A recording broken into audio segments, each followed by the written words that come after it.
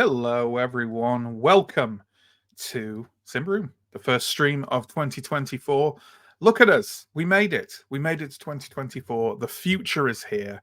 And it looks like, and of course, it looks like a boot stepping on a human face forever, but with a fun dark fantasy feel because we're playing Symbaroum. So there we go.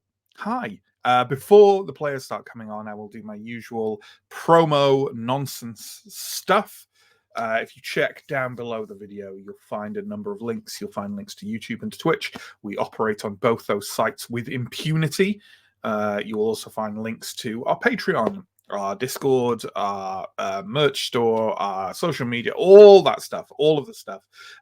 If you're interested in our Patreon at all, recently we've started offering Patreon vlogs, which are, I'm told, devastatingly wonderful and handsome. So get involved in those. Also, over the Christmas period, we had like a big patron poll thing. So we've got a whole bunch of systems we're going to be looking at in 2024. So get yourself involved on the Discord. Get yourself maybe involved on the Patreon, and you can have extra insights into all these things. Another thing we did over the festive period was finally get around to signing off and implementing our safety framework. Boy, does that sound professional, and it is.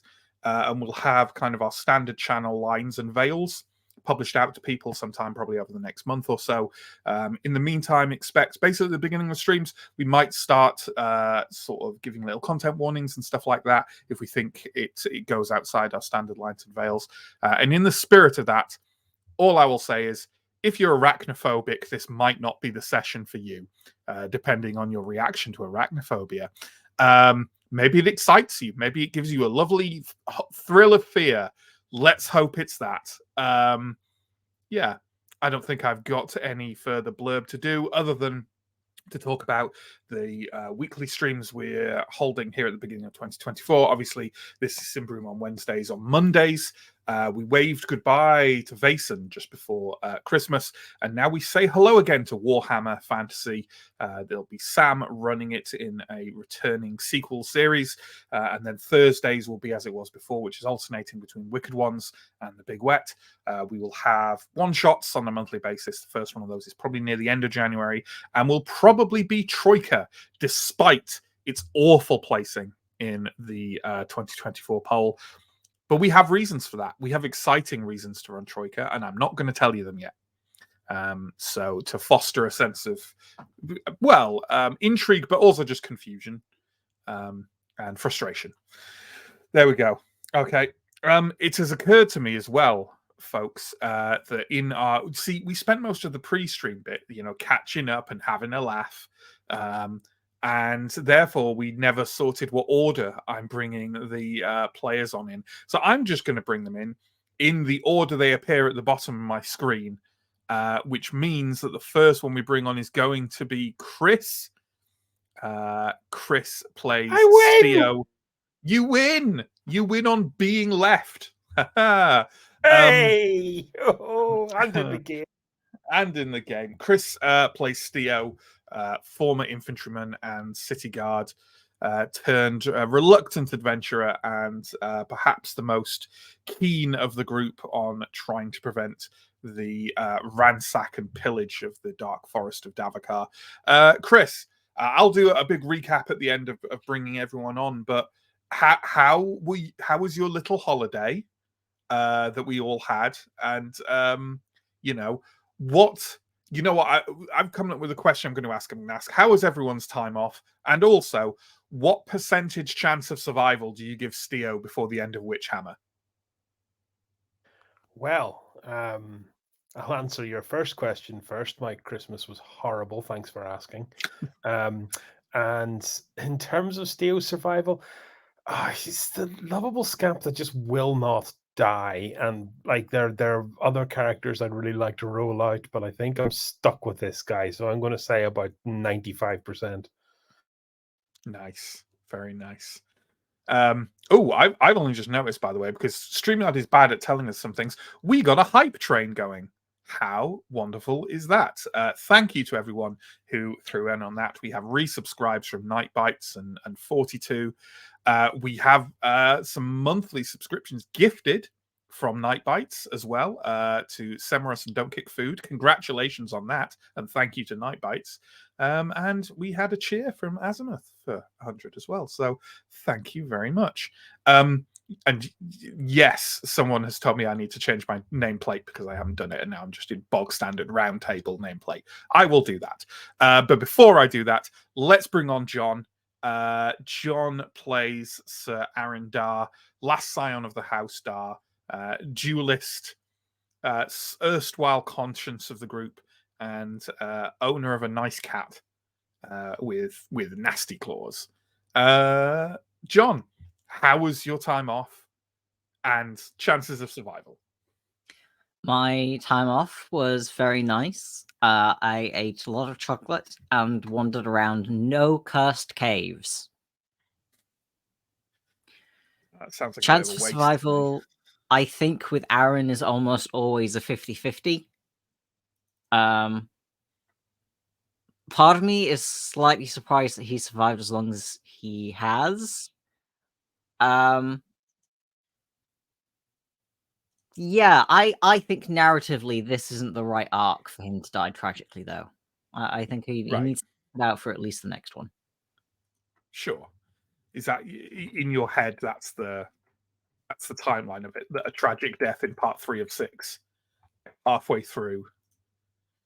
Halfway through a series, a story is technically where the characters are meant to be at their lowest, right? If we follow the kind of hero's journey archetype. Yeah, I just feel like if he died at the end of Act 2, then he'd be fulfilling the Boromir role, and I think someone else should probably take that role. Right, yeah. Boromir, of course, dies at the end of Act 1.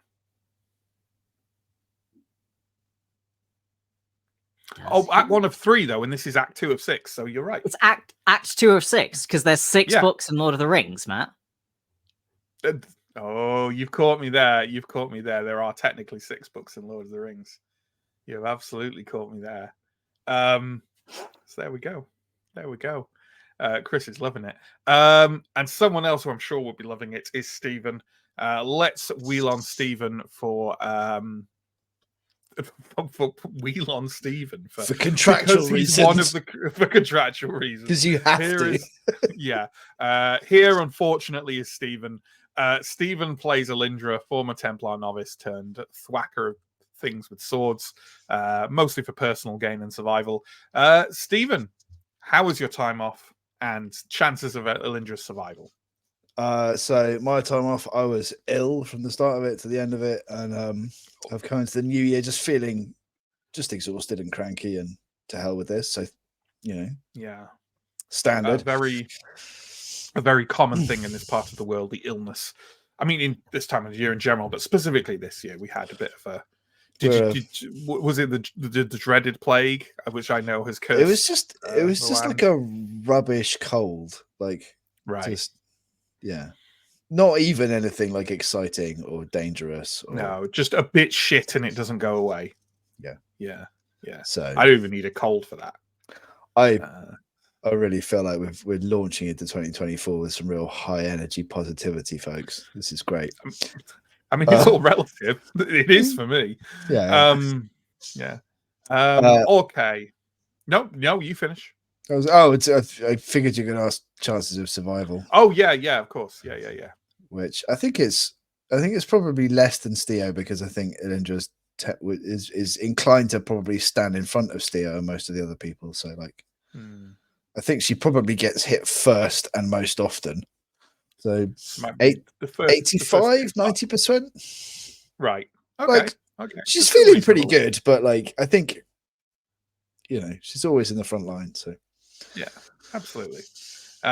Okay, then we wheeled on Stephen. Let's, I don't know, drop in Mike.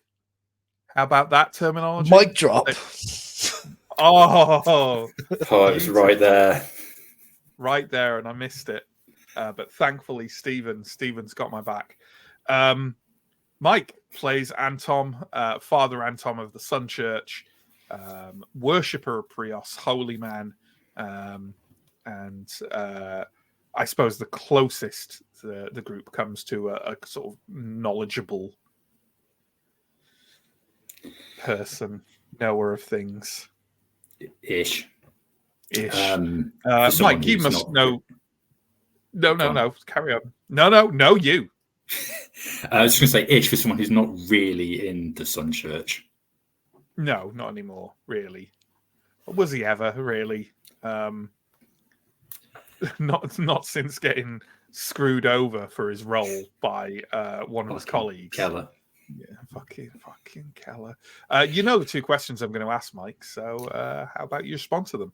Christmas was much the same as Stephen's. I had the plague. It was a cold that made me feel shit and never went away.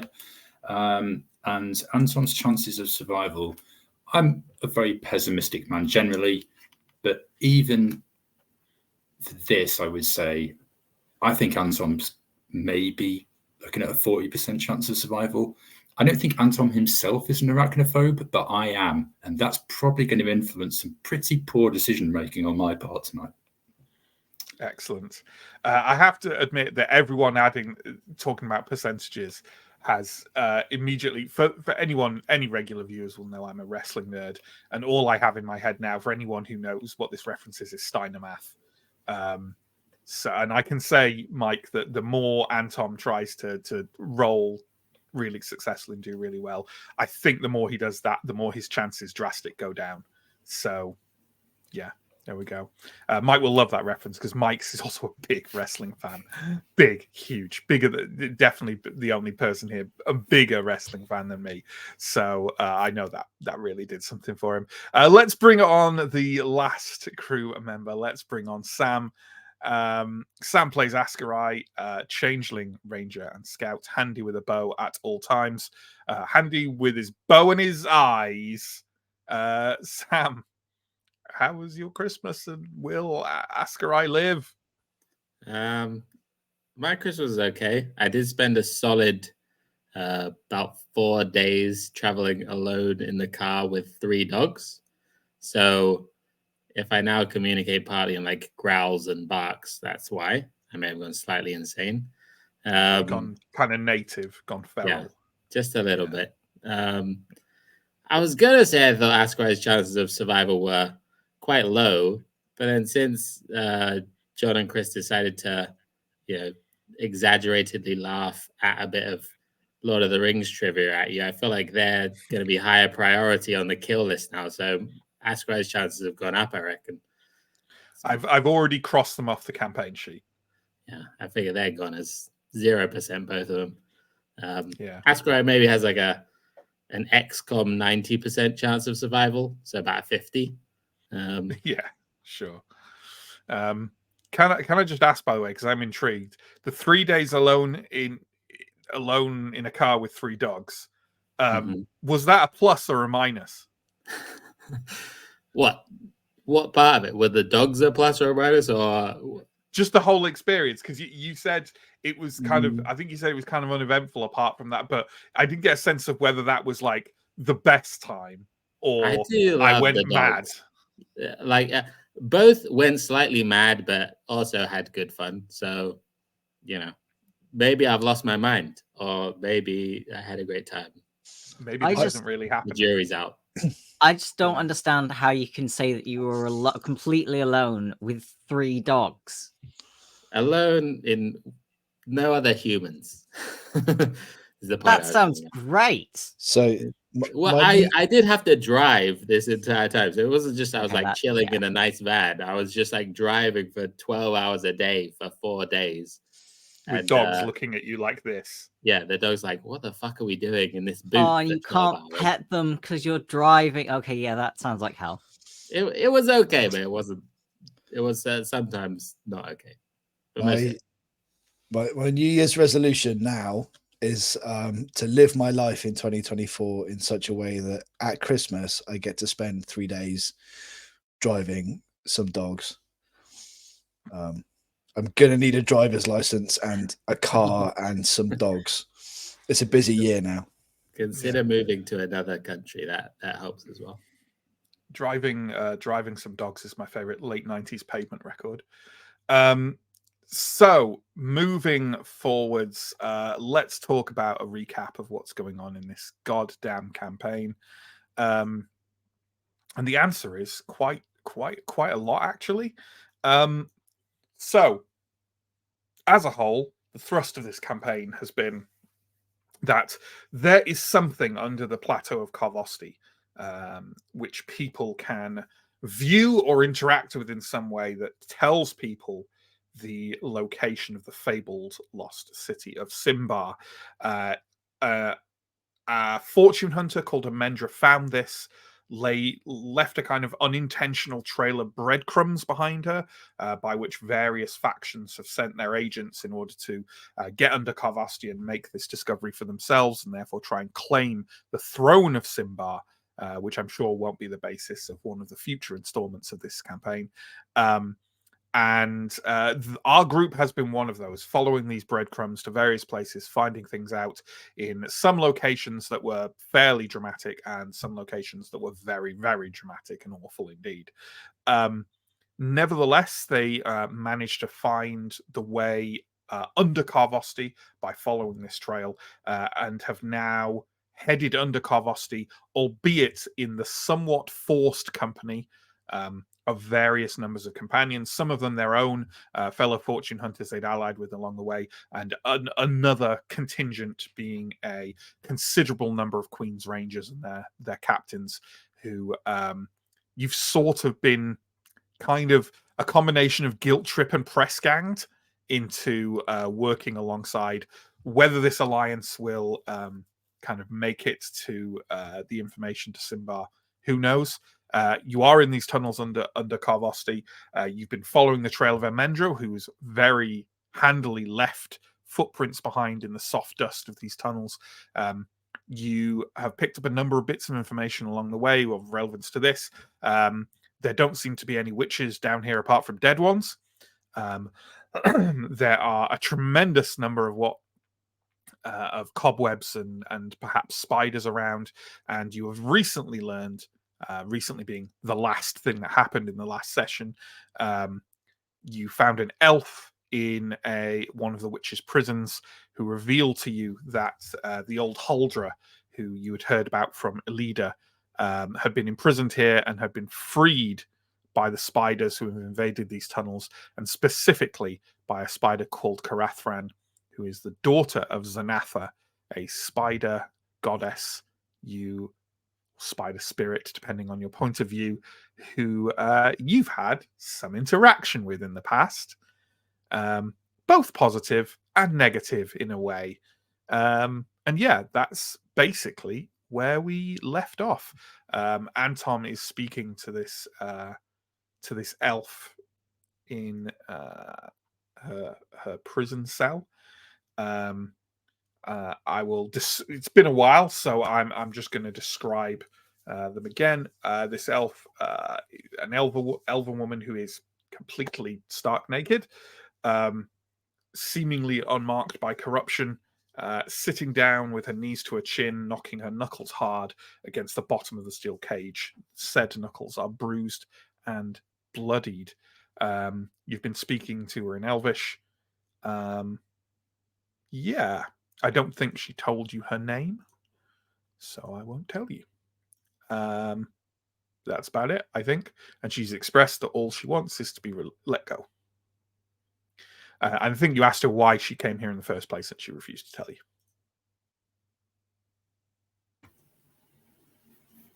Is it just us, like our party within the party who are there, or are there other people from the wider party here as well? I think they're near. Yeah, I think more or less everyone is in this prison now, albeit not enjoying it because it has a kind of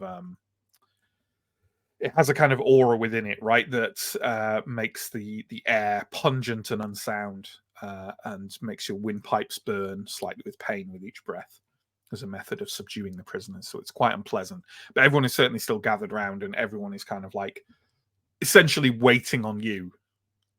You're talking to this elf, and they want to hear if she's got anything good to say. You know. How is the cage secured? The cage, you know what does it actually say? I'm not sure it actually says.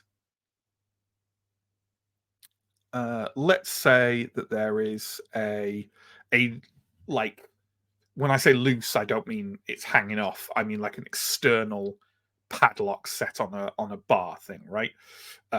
So like you don't have the key to it, but there are some quite hefty people here with some hefty big things, and it might not be impossible to bash that lock off, say.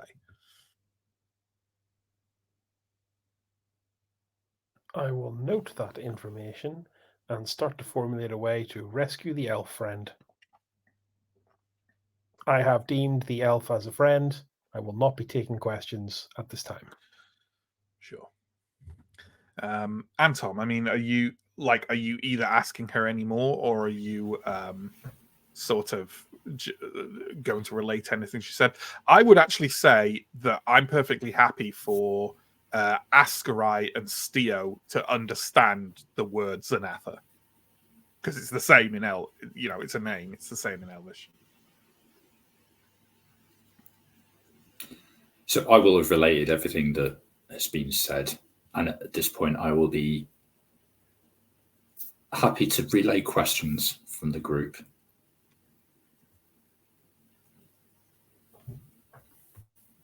Well, what a pickle.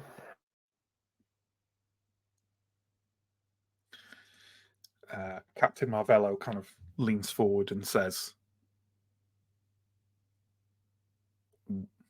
I feel there's something here that maybe you know that we don't.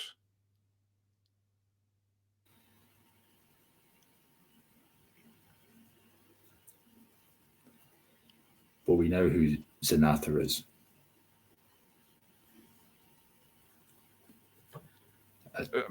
Pray tell. A demigod of some sort, a spider god, living in Light Davakar. We encountered this god. Was that encounter It's violent? hard to say whether it was entirely positive or entirely negative. It wasn't violent. It was confusing. But we did survive. Well, unless this spider demigod is after the same thing we are, then I suppose we need not butt heads over it. If they are, that sounds like a problem. Big problem. Did our friend mention why the spider cult has arrived here? That's generally a North Davakar thing, is it not? I'm going to glance over at Ascarai. I mean, the real spider god that I know of, I never knew of Zanatha when I was younger, but I knew of Oroke, who I think is the real god. And I think she tends to be worshipped further north, but I mean, you'll find people who know of her around. I don't know if gods are bound by north and south or Davakar, Dark Davakar. I think they go where they please. Hang on. Just a question, Father. When we talk about a spider cult, are we talking about such as the Northmen who worship spiders, or are we talking about a cult of spiders? The Northerners some of them worship the spiders, both under the name of Oroke, and I understand some, perhaps more inclined towards the darker points of the spectrum, worship Zanatha.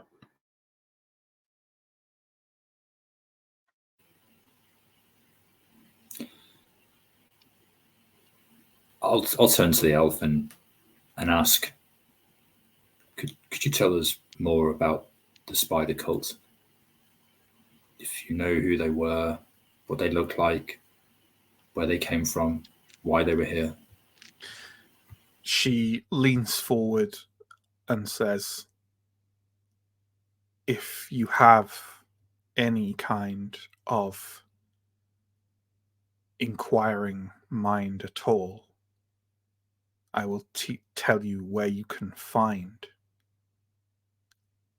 more about them, or perhaps more to pique your interest.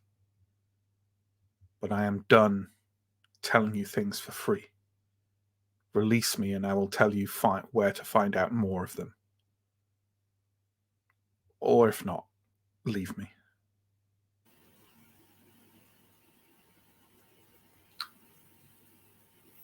I don't think we should be going much further without that kind of information. I'm up for springing her. Marbello shrugs and says, from a mercenary standpoint, having someone else fleeing the tunnels to take attention away from us is no bad thing. As long as she doesn't run straight to the spiders and tell them we're here.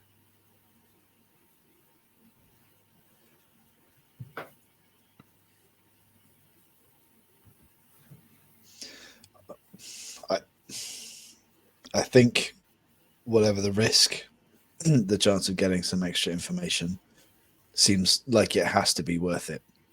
Like, we know that the Huldra was not herself. We don't quite know what that means, but it means that the motivation for freeing her is important. Right? That's something we should know. Because we need to know what's down here with us.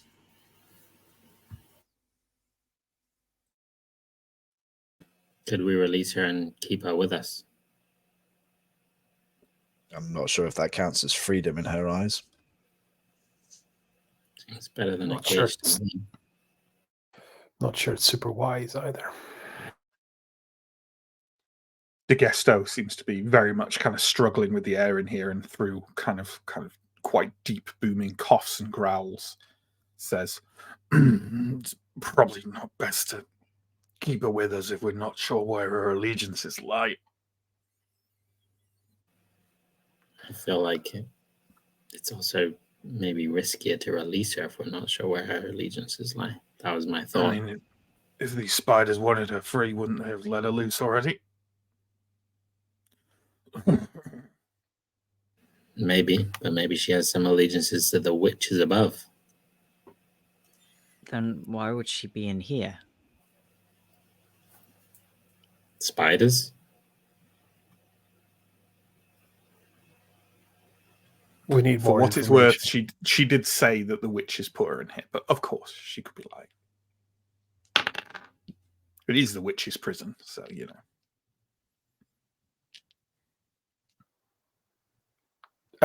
Matt, you mentioned earlier these cages are suspended, or are they just cages? Or they just No, come they're from the just ground? they're just placed on the ground. So I'll kind of ready my spear to pry the padlock. Sure. God. Yeah. Unless Okay, anyone gives me a real good reason why we shouldn't get this information for the cost of the freedom of one elf, I think we break the lock. Seems like a reason to do something. And no one is shouting out no stop. So here we go. If you could give me a strong roll, please, at let's say -4. Even with my leverage? Yeah, the leverage is what's giving you the -4.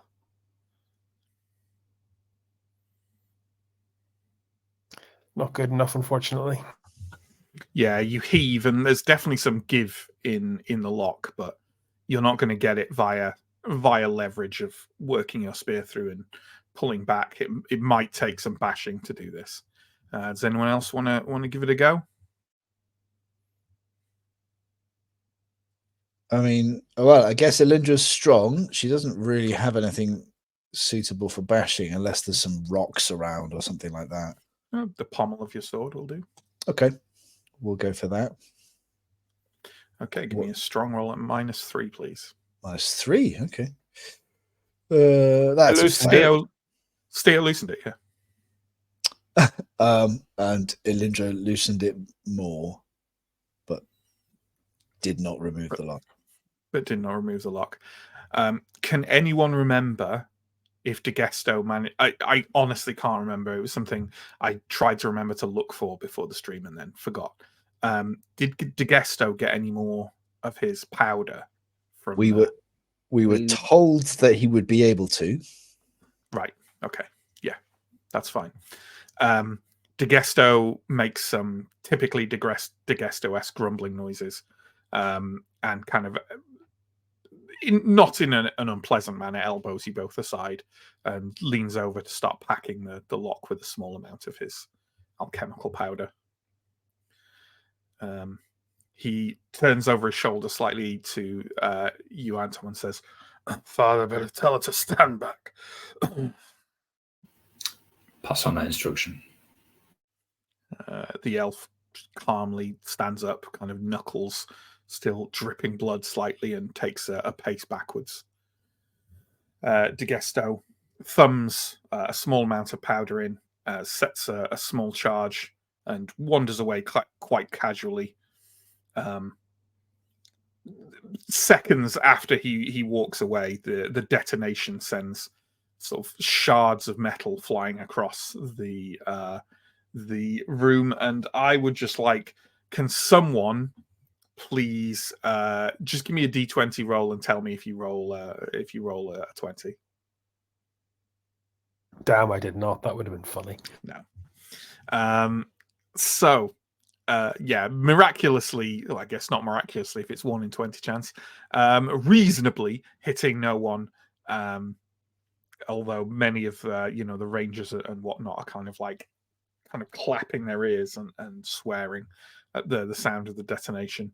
DeGesto kind of like turns around to them and looks at them with some puzzlement. I mean, you suspect that DeGesto's got fairly damaged hearing, so perhaps he doesn't appreciate exactly how loud that was. The door swings open. The elf steps through with only a little kind of some minor powder burns on her, let's say her like exposed belly, but doesn't seem to like register or react to them really. She steps out of the cage and addresses you in Elvish, Anton, of course. First, she says, "Thank you. My name is Eolmia. I do not owe you anything because I will pay you immediately. If you want to understand more about the spiders, you must travel north through these tunnels to the Hall of Tapestries." She nods slightly and starts to walk away out of the prison. Presumably not north. I mean, you can't really tell what direction she's traveling without following her through the tunnels for a while, but like, okay, she's just leaving. Before I will offer her my cloak. She turns to look at you and looks down at the cloak. Are you don't have the iron pack ring, do you? No, that's just no. And well, technically also Askarai.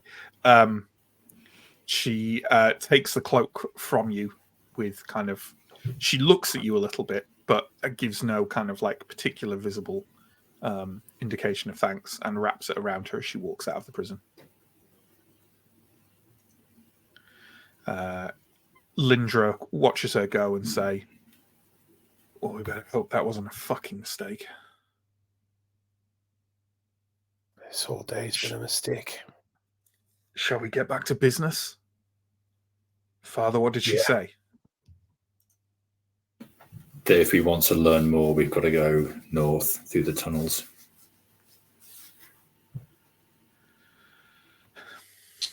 Do The, our Avengers tracks lead north? They do not. Okay. Ascarai, you probably know. You probably know which way is north. Still, I think part of my sixth sense is that I have an idea of what directions are. That was it. That was it. That was it. Yep. I mean, I don't know what our priority needs to be here. Feels like speed would be on the side of following the tracks, and safety would be on the side of heading north.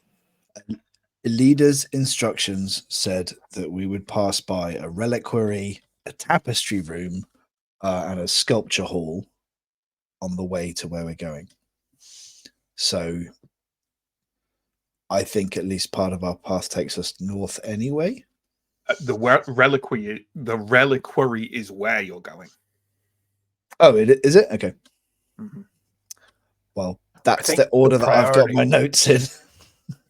I think the priority needs to be getting the hell out of this goddamn choking cave.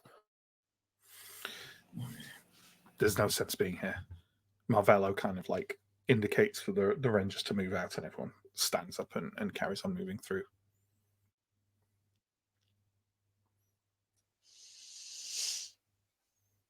Ascar will try and be at the back of the pack leaving with maybe Antom or Stio, ideally both.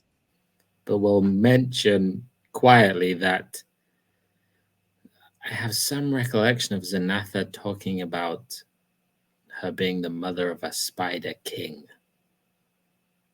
when we met her. And I wonder if there was some relation there, if this isn't even lower down. Do you remember that? Do you remember anything she said about that? It was so long ago. I remember the visions. I remember the kiss.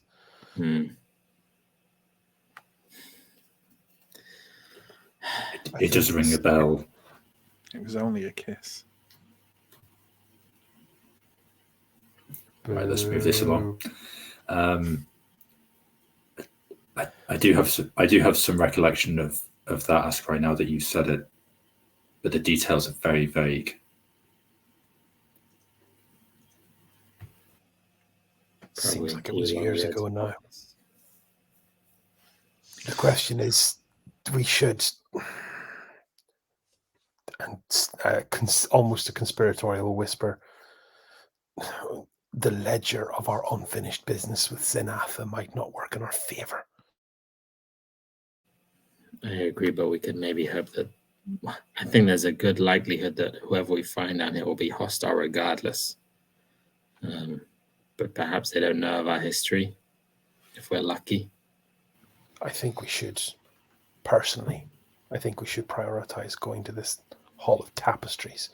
I just feel like following the exact plan laid out by Her Majesty might not be in our best interests either. Does your history with Zanatha change what we need to do here?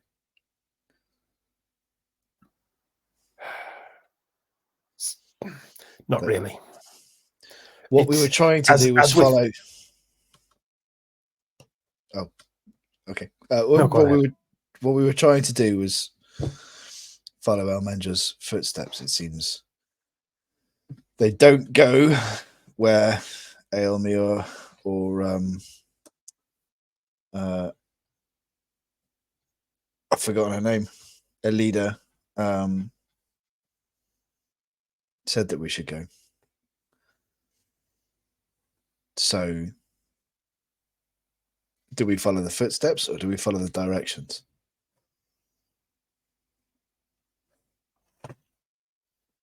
A Hall of Tapestry strikes me as a place that we might learn a lot. And it may be that even if the knowledge of how to get to Symbaroum is not there, perhaps there's some other information that will help us escaping this place, that will help us reaching the way to Symbar, or will help us should we ever end up in Symbar. Or who knows what other, like, I'm sure that the way to Symbar is not the only piece of valuable, important knowledge under here. And if the Hall of Tapestries has some information that will help us survive and reach the way to Symbar, maybe while we're here, we should go there. Towards the back of the group in front, DeGesto and Yosefia have definitely been hanging back, as has Father Argaton. And as you kind of like, because there's only so far this conversation can last before you're back with the group in the tunnel, right? And as it does so, Lindra kind of, who is with the group as you approach them, kind of turns around and leans and says, "Please tell me that we're going to carry on following these footsteps to the Reliquary, where the thing we've come here for is."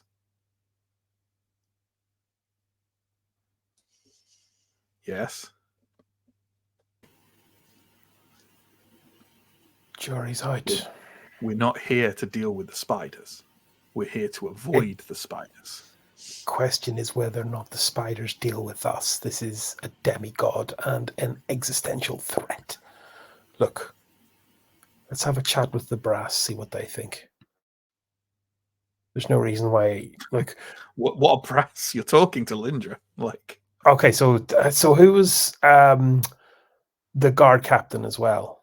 Marvello. But they're both captains. Yeah. Okay.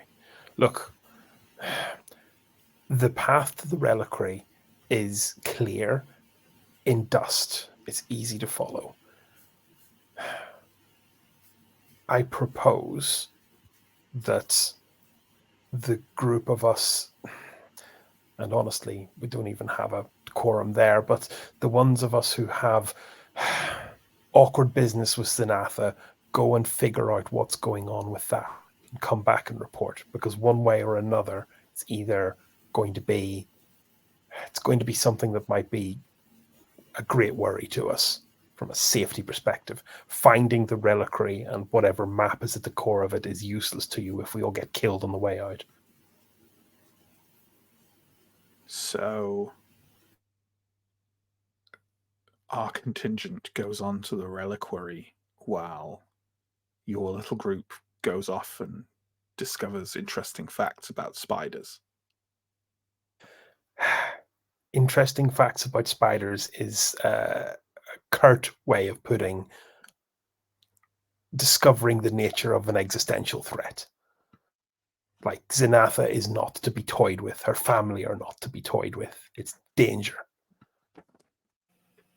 I'm not sure I agree with splitting it up, but I think going to the tapestry room or the hall of tapestries is probably our best bet. As Theo says, that we have to get out of here. I know we've come for one piece of information, but it's only valuable if we actually get out of here with it.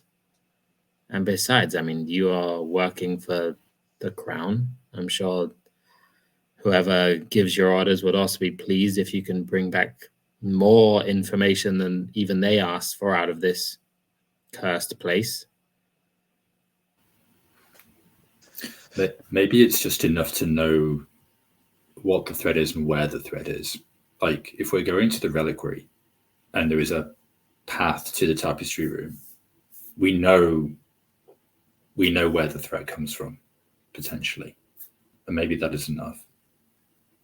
We were advised, if we could, to speak to the Huldra, because that may have been what Elmendra did.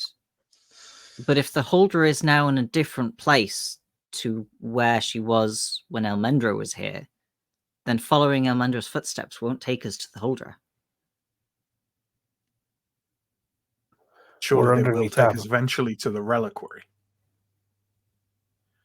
Her footsteps already took us to the Huldra. That's why we went into the prison. And the Huldra wasn't there. But if she needed to talk to the Huldra to find the Reliquary, then following the footsteps will take us to the Reliquary. We don't need to speak to the Huldra.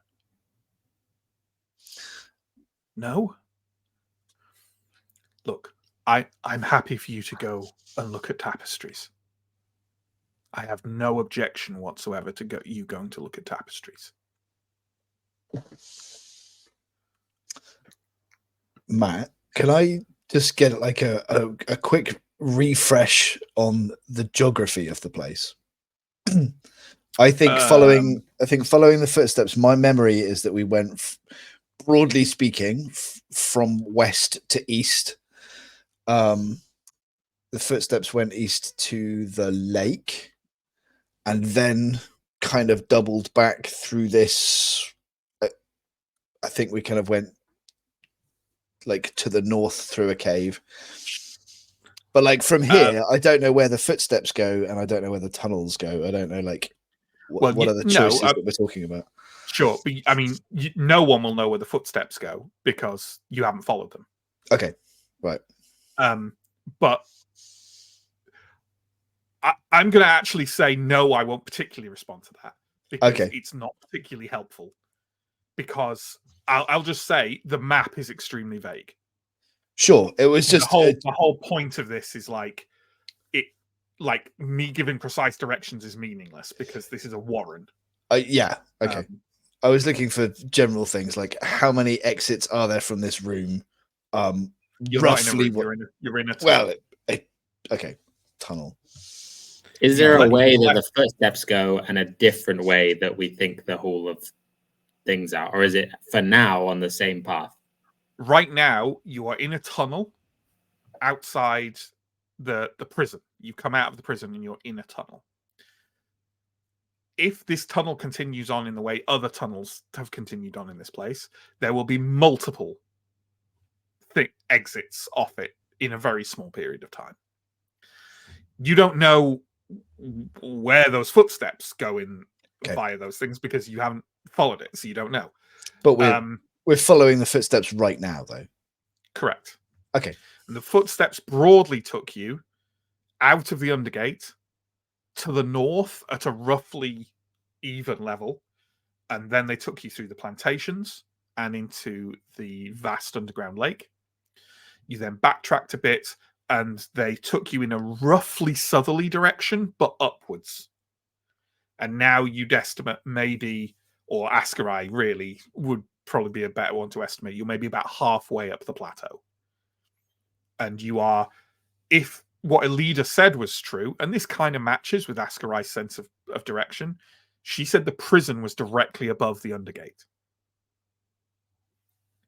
So what the elf has told you to do is go north. And like, that is intentionally not a very good thing. Yeah. No, with Ascarai, well, you suspect that there are tunnels on this level that will also lead north. This entire thing is a warren. So going north from where you are need not lead you back to the lake.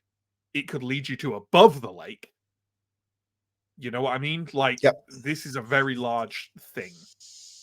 No, that's cool. That's what I needed just to kind of get the kind of location a bit fresher.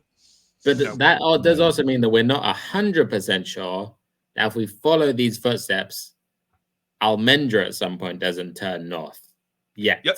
It could be the case. Yep, of course. Okay. At the moment, they are going in a... You know what? At the moment, they are going in a very gently... So, like, they're going in, let's say, a northwest direction, but it's far more west than north. And they're also going slightly upwards. But that's just the path of this tunnel. Like I say, she could split off to any number of, other tunnels at any point. Look, we're under Davokar, regardless of whether or not we're under Karvosti. What you need to survive when you're under Davokar is information. I think it's worthwhile that we go and find out what's in this tapestry hall. Let's just have some input from everyone here who's considered at least a leader, even if their group doesn't really exist. Lindra shrugs and just says, I'm going to the Reliquary. I don't care what you do. Father Argaton kind of nods slowly and says, I feel I should proceed onwards towards the Reliquary, towards our mission. I have waited here all this time, and I do not wish to spend any more time than I have to down here. DeGesto shrugs and says, I'm with you wherever you go. Yosefia isn't saying anything right now. Marvello kind of shakes his head and says, I think it's a mistake to split the group. We have strength in numbers down here right now.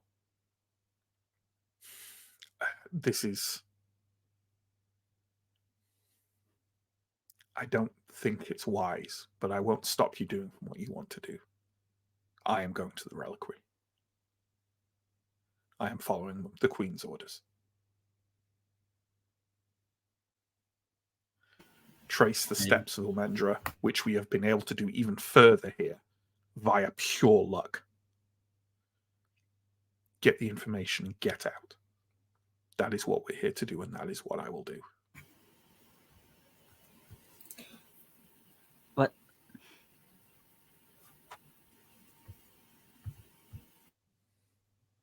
my worry is that retracing the steps...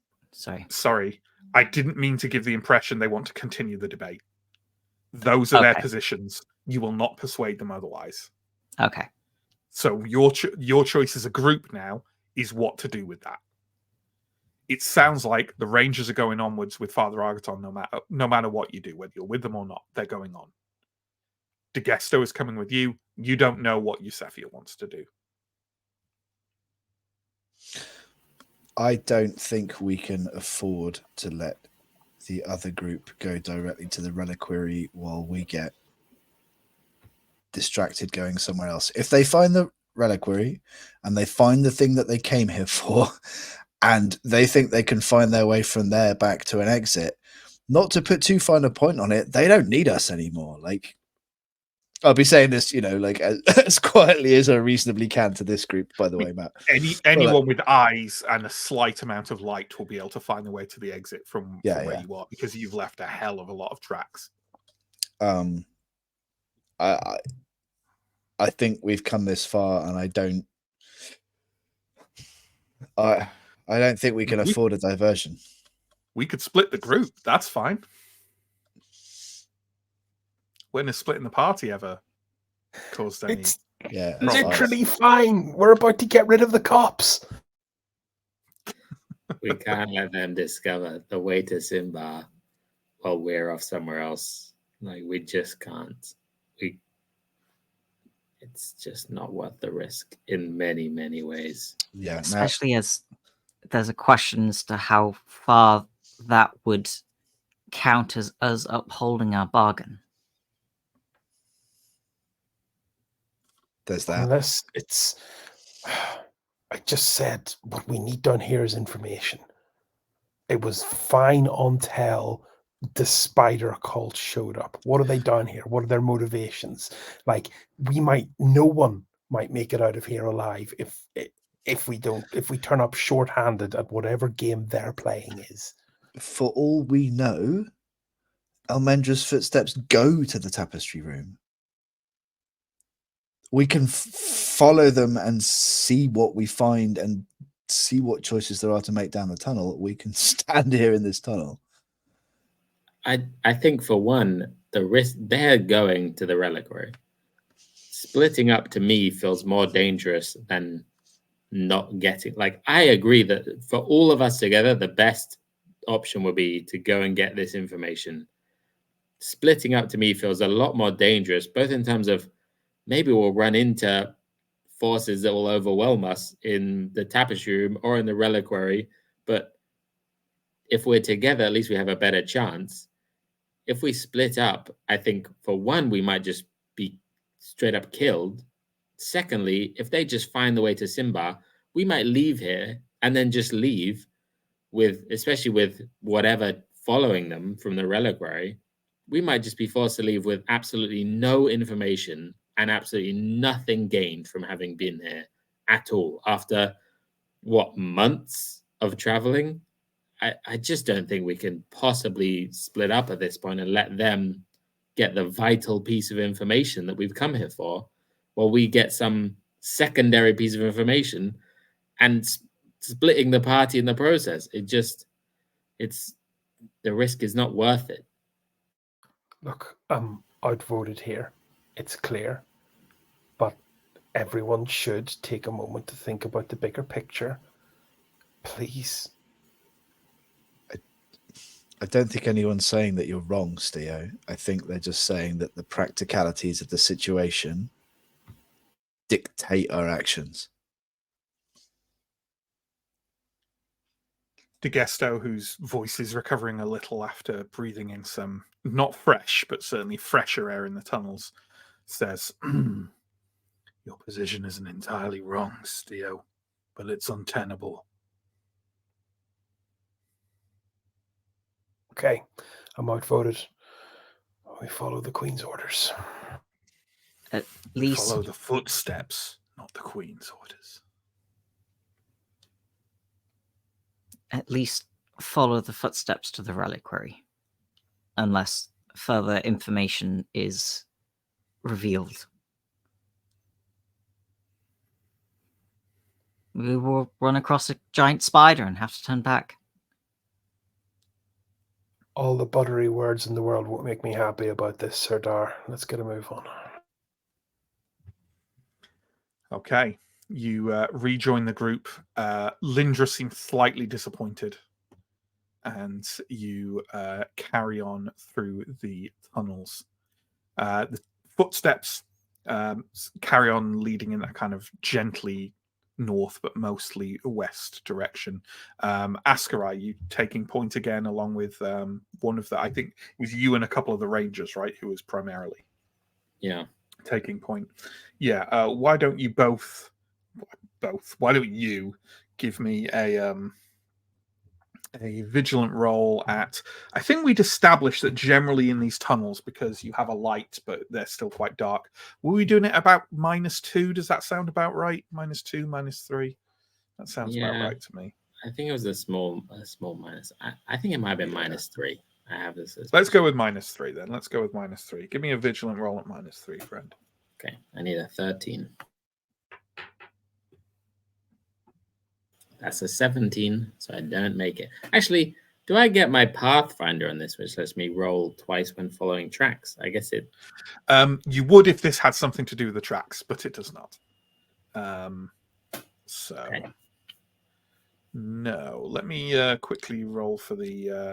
I'll make a roll for the ranger. Why not?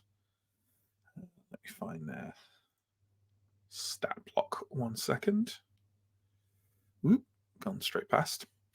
Yeah, they're 15, which I might have imagined. They also fail, which means that both you and the ranger stumble over something at the same time. Kind of, you manage to. In fact, it's creepy, and you're kind of taking care, but it's, you know, the air is dense, the tunnel is dark. Give me a quick roll to avoid falling over something.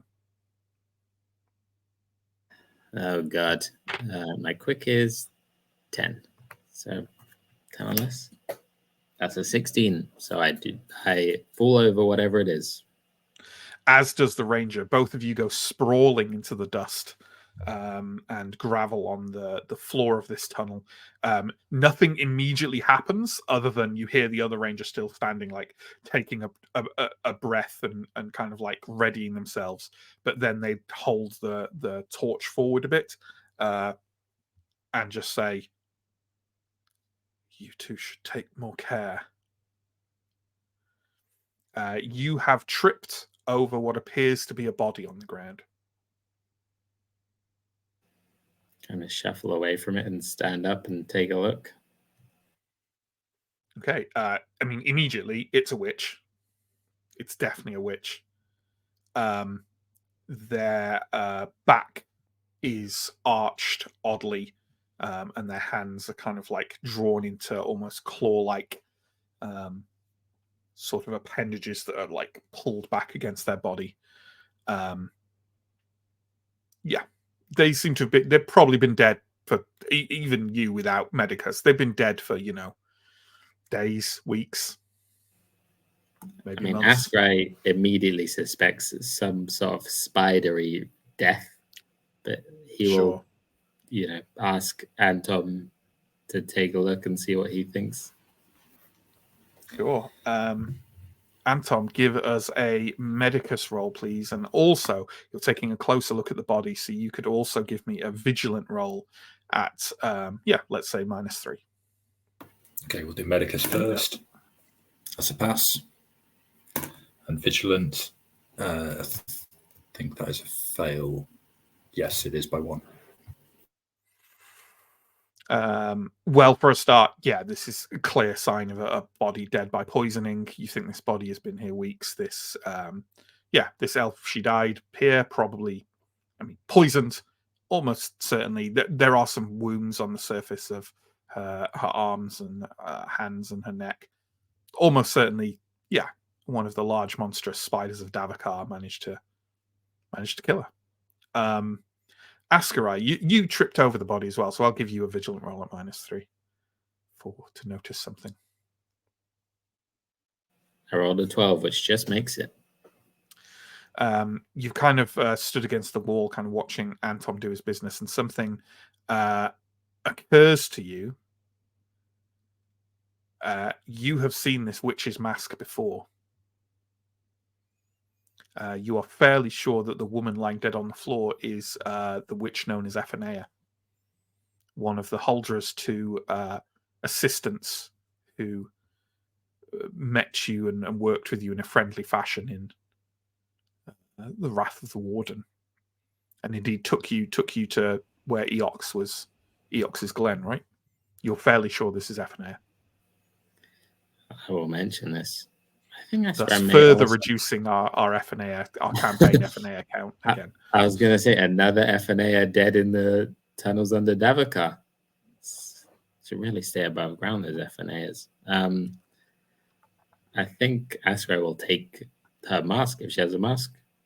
Askray will take it and carry it with him for now. But we'll point out, I think this is Ephanea, the witch, from outside Thistlehold. And oh no. What if the witches are dead underneath Carvosti, underneath the Holdra's own castle? That can't be good. They've lost control of the situation down here. Steve's going to go and take a closer look at the body as well.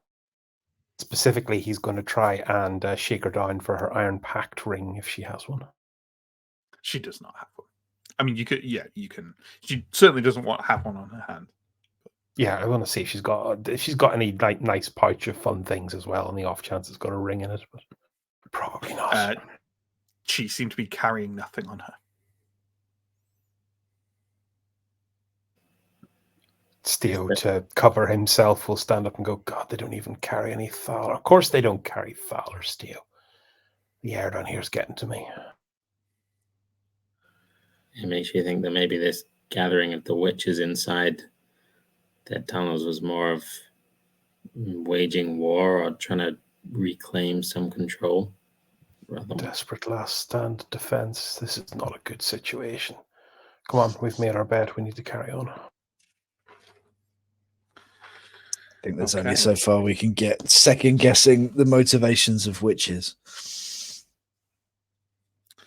So the tunnel, as you're moving forwards, as I say, it has a number of openings off the side of it, but Elmendra's footsteps seem to be fairly closely staying to this one tunnel you're in. After maybe about 10 minutes or so, it veers slightly more to the north, but still carrying on east. And then you reach an intersection. And just before that intersection, can we have? Are you like Askarai going ahead? Is there anything you're particularly keeping your eyes out for? The cobweb things that we kept running into. That would be the main thing. That's the response I wanted. Give me an unmodified vigilant roll, please. Okay, I need a 16. That's a 13, so it makes it. Yeah, there is another cluster of cobwebs across what seems to be leading into a kind of intersection area. These are thicker then you have seen them before, considerably so. And yeah, as before, I think you used a torch to burn through them before. You can still do that here, but it'll take you a bit longer, or you could cut through, or any other methodology.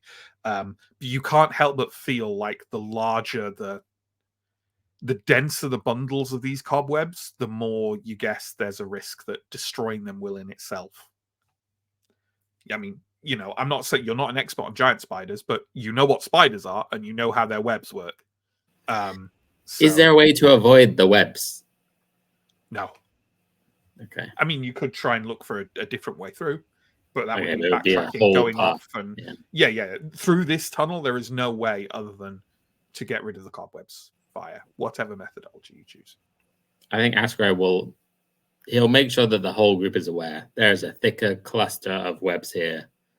That's a bad sign. And we'll probably advocate for burning them rather than cutting them, as that seems slightly less sort of that it won't like pull on them. It will just destroy them in a maybe less alarming way to spiders.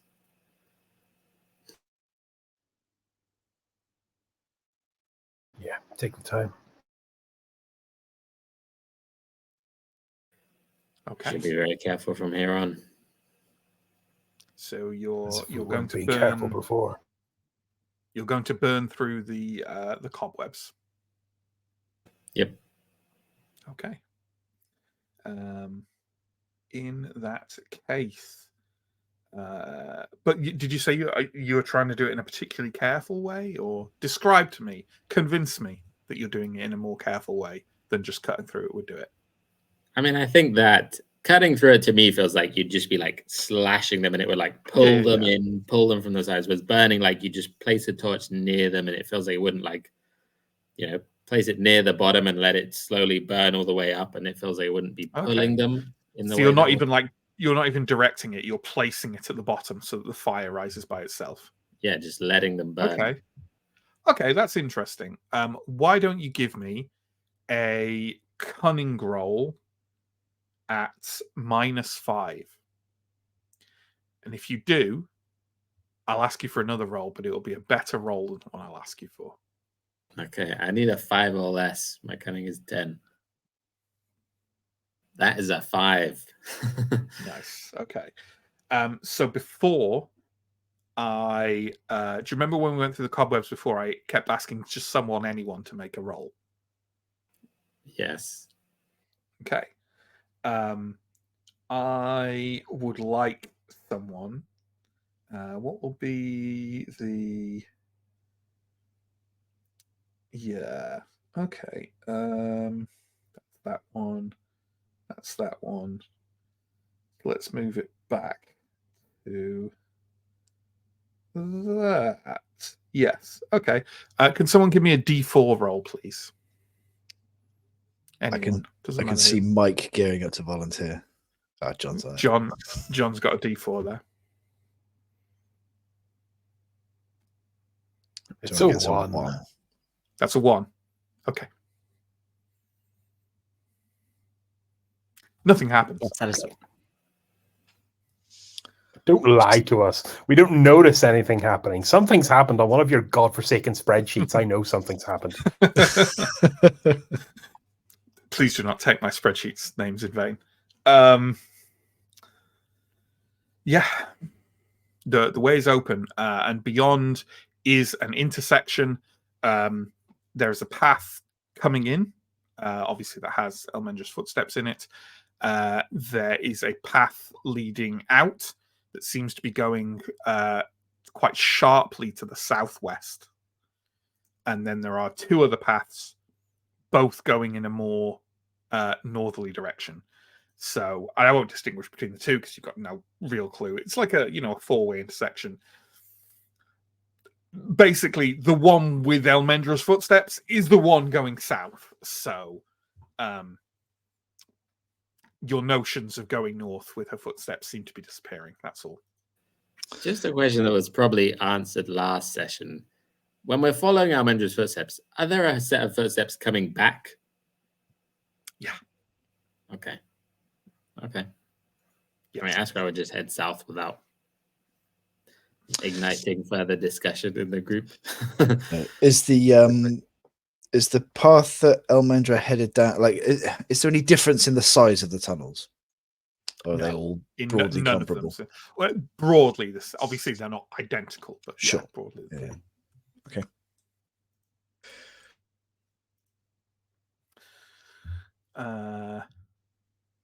Yeah. Is there? Are we just all going with the group here now at this point? Okay. Yeah. Well, you carry on striding through these tunnels, and you start walking past a lot more kind of like little rooms off the side, and quite quickly some of them become kind of like quite recognizable, even with the limited torchlight from the corridor from where you are. You walk past what look like laboratories. You see a smithy, storehouses for various substances. The Ordo Magica law master Alicina kind of like peers curiously into a number of them as she walks past. The two ranger captains don't seem inclined to stop for any of them because the footprints keep just going onwards. But obviously it's certainly possible to duck in and rummage around in some of these places, but they don't seem inclined to do so unless, I don't know if one of you wants to or wants to try and convince them, or whether we care at all. But they're certainly, these seem like both dwelling and functional places that the witches were regularly using. These are the first spaces you've seen where you're like, people existed here up till a number of weeks ago, kind of doing things. Okay, it's occupation was comparatively recent, not ancient times. Yeah. Okay. The only real comparison you've seen is the plantations also looked relatively recently tended. But everywhere else you've seen has been, just like, you haven't, like, empty rooms or odd spaces or whatever. You haven't really seen anything like this, and like witches lived here until recently. Cool. Yeah. Like this is not a neutral treasure hunting ruin, right? This was Elindra will say, like this is occupied space under Carvosti. Like to the extent that we've decided that we're going to be down here anyway, I don't know that it makes sense to try and strip the place bare. So you don't want to go pillage here. There are people maybe still alive who might be grumpy at you for that. Yeah, because we're already caught in the middle of a burgeoning war and don't really want to risk annoying people more than we're already doing. Yeah, sure. We're on the wrong side of the tomb raiding versus theft situation. Yeah. Sure.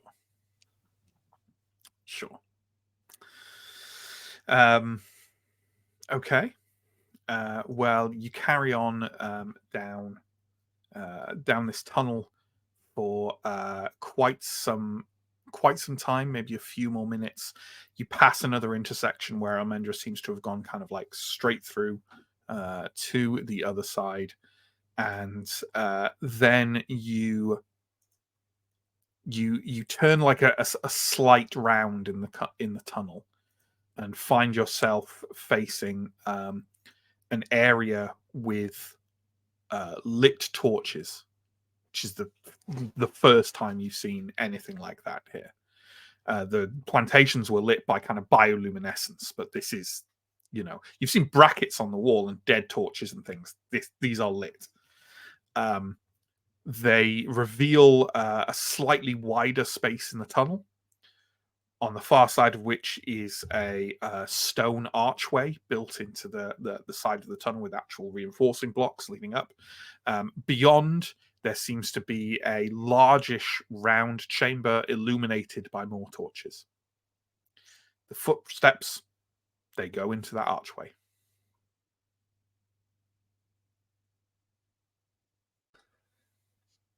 Yeah, we're definitely getting closer to someone's living room.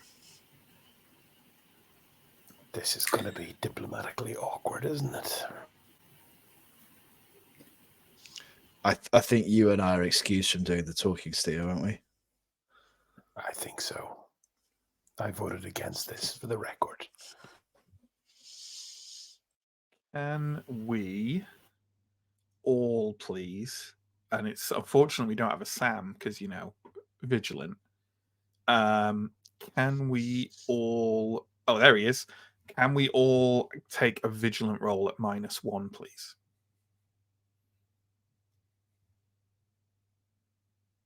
Okay. Anyone that makes it hears noises coming from another one of the tunnels leading off this small intersection.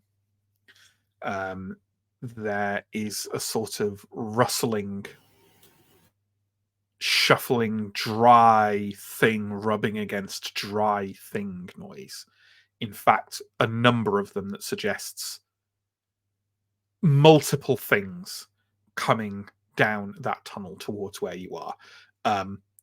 Others, like of the Rangers, Father Argaton, Yosefia, have also seen it and are immediately like turning around and like making their weapons ready. Lindra kind of takes a pace back and unshoulders her bow and says, "Try to hide in the tunnel where we came from, or fight whatever's coming." Try to We could hide douse- and get a look. We could douse our torches. Decision, Douse quick. torches. Let's get a look. She immediately kind of like, the Rangers immediately kind of like duck their torches into their cloaks and kind of like slam their arms kind of down with the cloak between them to douse them out. It goes very dark, very fast, apart from obviously the light coming from that archway ahead and the room beyond. So you can still kind of see enough to move. And you all withdraw into the tunnel that you came from. Could we have... you got quite a good advantage here. I'm gonna want some discrete rolls from everyone. I'm not gonna roll for all the NPCs. That's ludicrous. Can I have some discrete rolls from everyone in the party, and we'll see how we do from that. And those discrete rolls will be modified nothing by vigilant, but will gain a +2 from the same. Actually, no, because there's more. Let's say plus. No, it was -3, +4. Okay, +4 from the shadows of the tunnels. Plus, you don't have your touch, right? So it's a +4. You're in the shadows. Yeah. So how did we do? Elindra passed, and I rolled for Revelia as well, who also passed. Awesome. Everyone passed by the look of it. Well, if all of you passed, That's I'm happy. unprecedented. Unprecedented. I'm very happy that the group as a whole has done this. Askarai, you're probably kind of near the front of the tunnel looking out. Lindra is next to you as well. You can't hear her breathe. Like, she is very quiet and very still. And as Nice. both of you watch, like, I'm happy for everyone to kind of roughly see this, but obviously Askarai and Lindra and maybe the other two scouty rangers get the best look at this. Actually, Askarai, can you give me a cunning roll, please, to see if you count how many? Okay, yeah, I'll do my best. That's a 16, which definitely fails. Definitely fails. Okay. Well, a large number of spiders, forest spiders, rustle and clatter through the intersection and then round their way towards basically they come from one of the northerly tunnels and vanish into the other northerly tunnel. So they're definitely moving with purpose, going somewhere, looking for something along those lines, maybe a patrol of some sort if they have that level of intelligence. And they are quite striking in their appearance. They're about the size of a very large dog with glossy black hairless bodies and long thin legs. They are extremely unpleasant and manage to completely miss your party.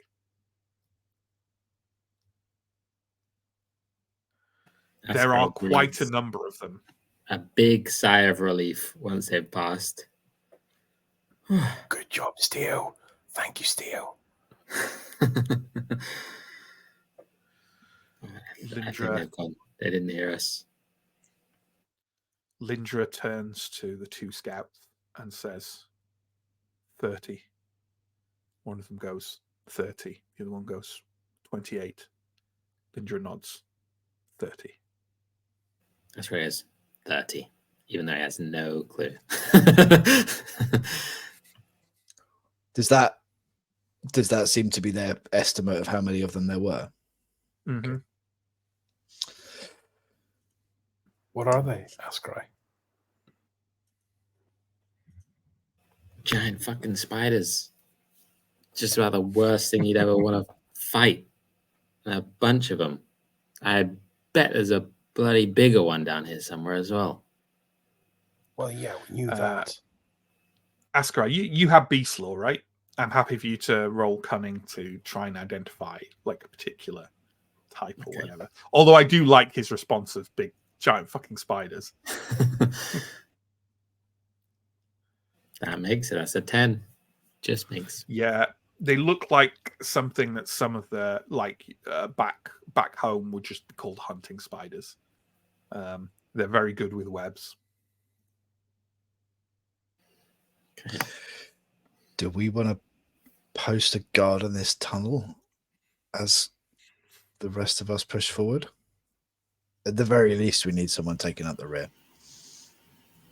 Yeah, let's pay attention to what's coming behind us. I don't think leaving guards around here is a good idea, but definitely let's solidify the rear guard. Right, well, if the scouts are at the front, I'll take the back. I might cast Blessed Shield at this point, and if I pass, I might try and include Elindra in that. Oh, and I don't pass. That's good timing. Never mind. Okay, so the rest of us, Elindra, and you know what? A couple of rangers will stand back with you as well, Elindra, like directed to do so by Marvello. And the rest of you are entering through the stone archway. Are we relighting our torches or kind of not bothering since this area has torches? Yeah, it's Probably just, not bothering for now. Yeah. Okay. Fair enough. As you pass through this entrance, as I say, you find yourself in a like a chamber that looks very built. It's kind of like a domed chamber and the walls are kind of constructed stone as opposed to the kind of hacked out or natural tunnels under Carvosti that you've been moving through so far. There seem to be 6 other chambers off this central one, kind of spread out evenly around the room. Each of the entrances to these chambers is covered in thick webbing, apart from one which is covered with hacked through thick webbing. So someone has already kind of hacked their way through this. As you take a couple of paces forwards, a very odd, cracked, and scratchy voice cries out from the chamber that has been kind of opened up with the slash cobwebs and says, "Stop! Stop or die!"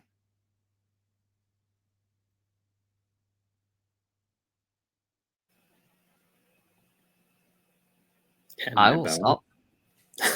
Yeah, like Marvello and Lindra, yeah, they're kind of pausing.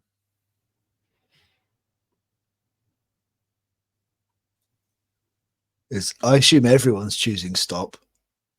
No Yeah. one's choosing die. No, Okay.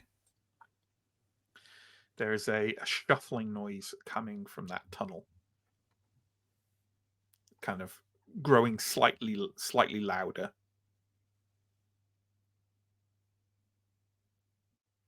We're just waiting to see. Yeah. Yeah. then. This is the figure that emerges, looking very much like a slightly decayed, desiccated old woman wearing a bright white cowl with odd runes stitched and worn into the skin of it. She is carrying at her side a metal and wood woven, it's actually a spear, even though the tip isn't really visible in that art, by her side. And as you can see, her hair is kind of like going through advanced stages of some form of decay and is spread out like some kind of like crown of an obscene plant from her head. Yeah, this is the figure you are confronted with. On a scale of 1 to Steel has a panic attack, how undead is this? I mean, for your Three, purposes, four? Steo. For your purposes, Steo. Yes, this is an undead being. I'll ready the spear.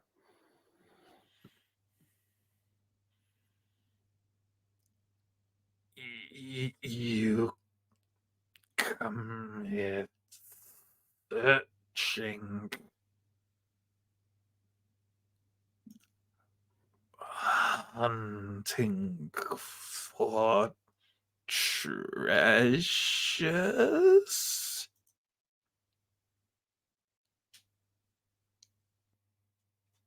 We come for information, we believe. What information?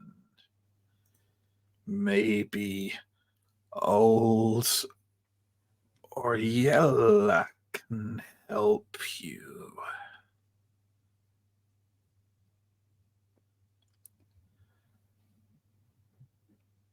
We're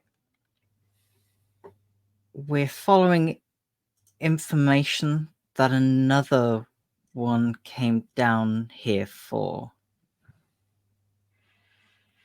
A woman some weeks ago. I remember Elmendra.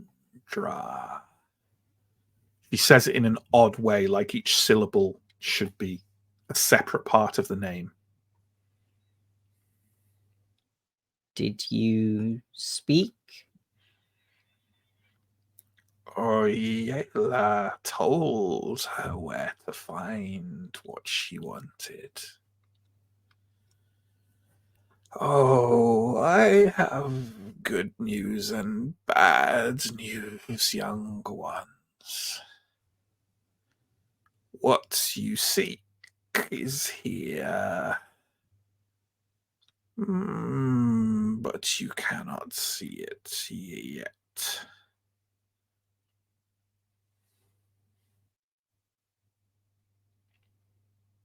May we question why? Because I will not allow it. Because I want something.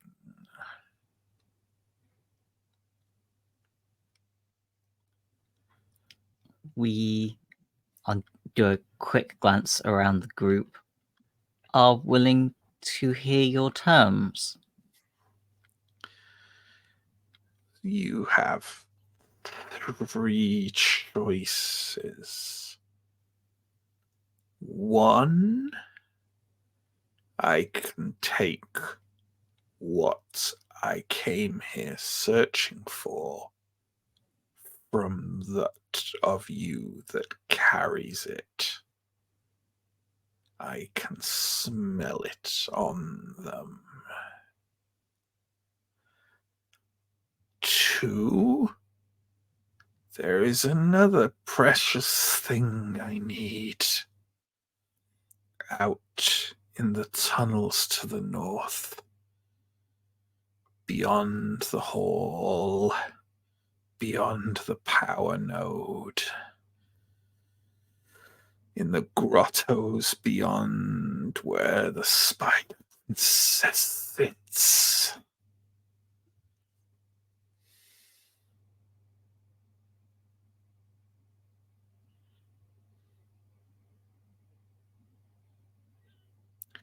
And She's 3? You all die.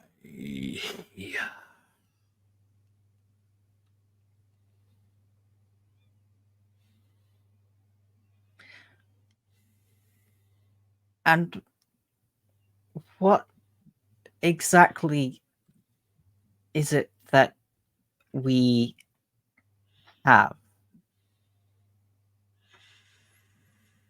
You have the hammer, I think. Don't you? She turns and faces Father Argaton. I will also turn to face Father Argaton.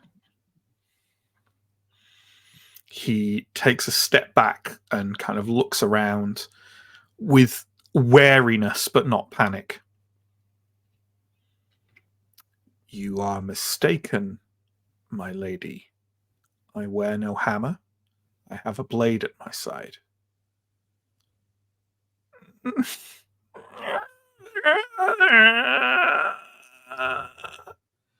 It takes a moment for you to realize that this is a laugh.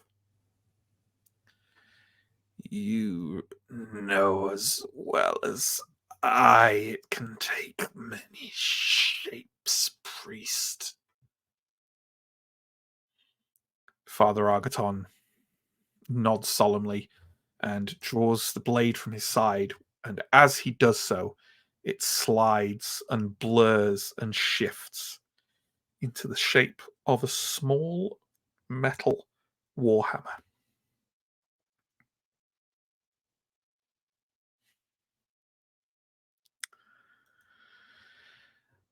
There is, of course, a very good explanation for this. I have not been in these tunnels. When Elmendra left, she took this hammer with her and gave it to a priest of the Sun Church for safekeeping on the plateau. Information freely available. The Sun Church took it into its protection and granted it to me to aid me on my quest here. It is a tool, nothing more.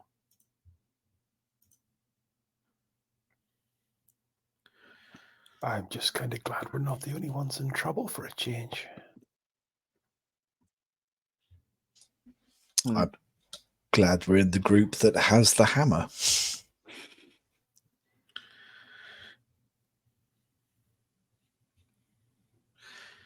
It would be useful to me. Do you know its name?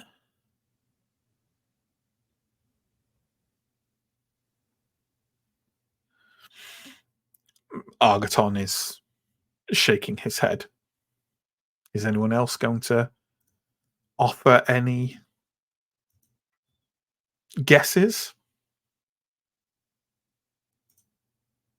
Check the notes, everyone. I've got no name for the hammer.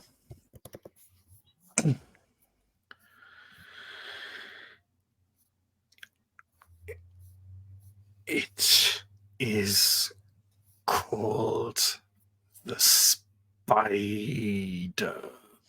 Bane.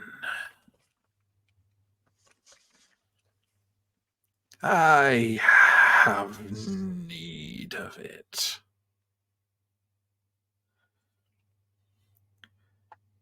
Take it.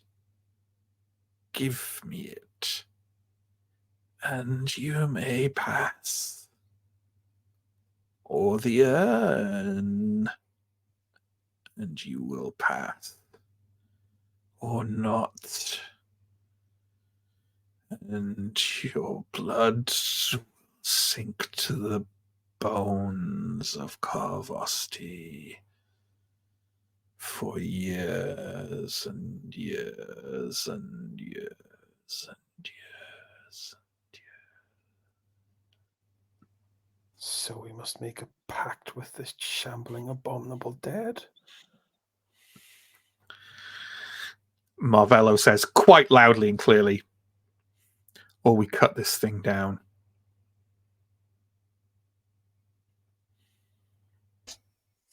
Almendra walked out of here with the hammer. So there must be a way to do that. I was not here when Almendra came. I was in my cage.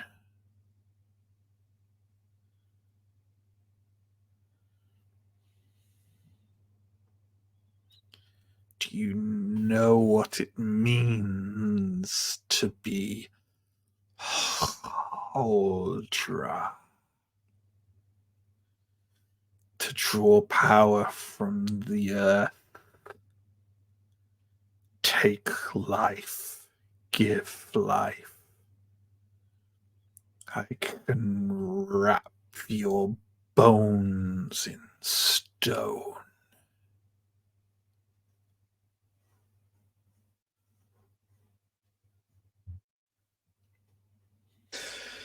Marvello looks slightly less certain. But he's still holding his ground that, you know, he even think it's an option. You could fight. That doesn't mean she'll win. So I think a leader's advice was quite clear about what we do in this situation, which is leave if we can. Elindra, could you... oh, no, you're just outside the door, aren't you? Yeah, I presume I'm kind of on the edge of this. You probably can barely hear, because she's not loud. You Yeah. probably know they're conversing with something, and that something sounds weird. But that's about it. Okay. Steo, then, in fact. Steo, could you give me a resolute roll at -8, please? That's a 1 or done, everyone. I rolled a 2. Don't you have something that helps you resist things? Yes, any environmental corruption will not affect me. Environmental corruption. Okay. No, haven't you got like a thing like steadfast or something that like helps you resist? If I'm being held, yes, I can roll against something else that allows me to break out of it. What is it actually called? Sorry, I just need to double check. It's called steadfast, and I have it at adept. Right. Let me just take a look. Any ongoing physical or supernatural impediments. Okay. Oh.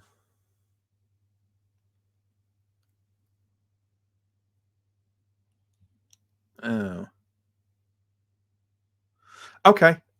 Can you roll again? You get a second chance. Resolute. Okay. It's 1 or done. 6. Okay, carry on. Marvello seems to think he definitely wasn't saying let's definitely attack it. He was like fighting it and killing it might, you know, he seemed to be at least up for the idea of fighting and trying to cut it down. Lindra is looking frustrated and wary and definitely primarily eyeing Spiderbane. it's no skin off her nose to give this hammer to the weird. Yeah, what's the creature. crack with the wizard? Where's he in all this? He seemed to be proffering it. Oh, by the way, you mean the priest, Father Yeah, the Argton? priest, Yeah, yeah. he's Yeah, Father. he's held it up and it has changed back into a hammer, but he's not offering it. He seems to like he would much prefer to keep it. Yosefia is offering nothing. In fact, her group is kind of lurking near the back of as far away from this as possible. And DeGesto seems happy to follow your lead as a group. Father Friends. Argton, as the one who holds the terms, you were the one to refuse or accept the first option.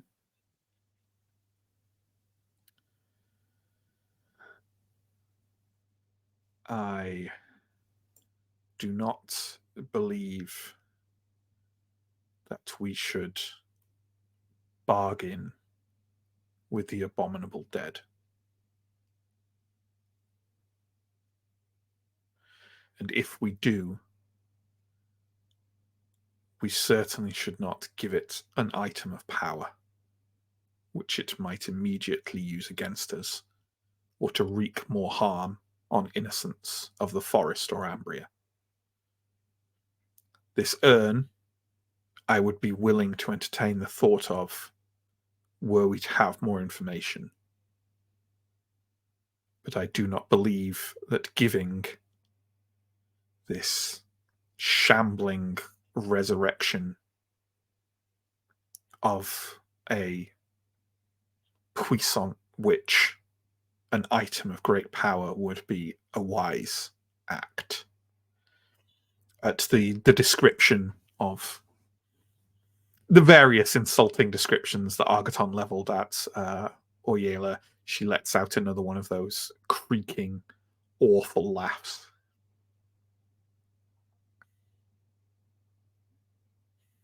The urn is still an option, and fighting is still an option.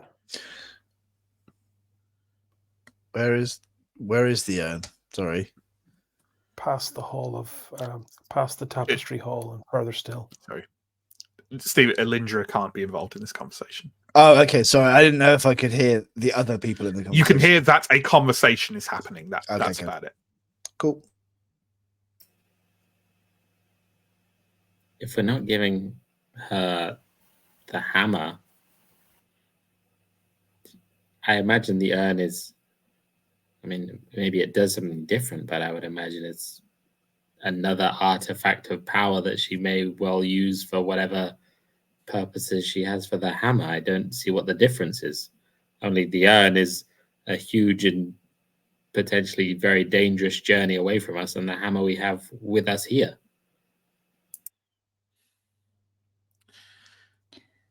The urn, says Father Argton, also leads us past a hall. Might this hall contain tapestries?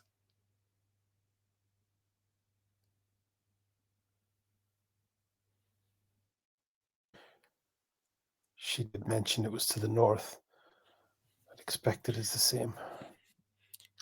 The urn lies to the north, past a hall, past the power node. I very much desire the urn. I would What be is so the urn? grateful.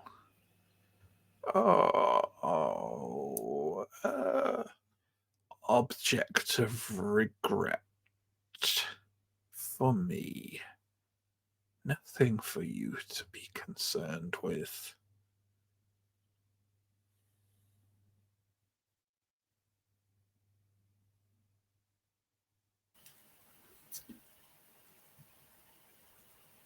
Sounds like another item that puts power in the hands of this creature.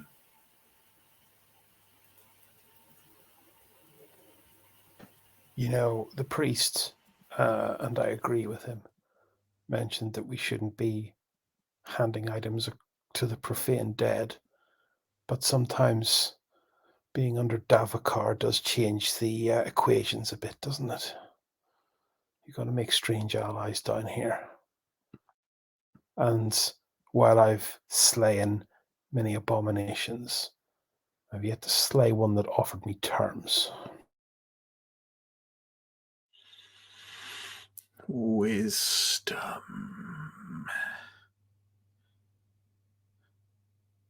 Necessity makes for strange bedfellows. Bring me the urn. You like the hammer. You wish to keep it. You feel its power. The urn is nothing to you.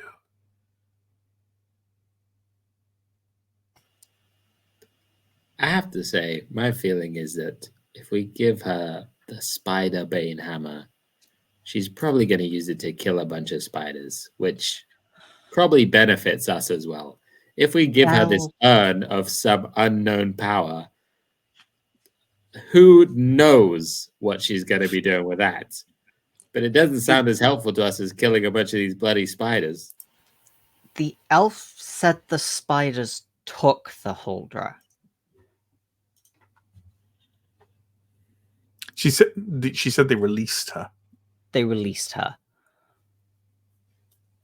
I'm... Argaton leans in. If we have need to go for this urn, should we not want a weapon called Spiderbane at our side? If we gave up the weapon called Spiderbane, we wouldn't need to get the urn. You are confident that we can leave these tunnels without encountering more spiders? Absolutely not. But I feel like we have a better chance of doing that if we just pass through here and don't go for this urn. If we give her, can we ask her maybe how she feels about the spiders? Is she friendly with them? Will she murder them all? Do you believe she'll tell us the truth? Maybe. I can't argue with that. Look, my pappy always used to say, it's not much of a victory if you don't earn it.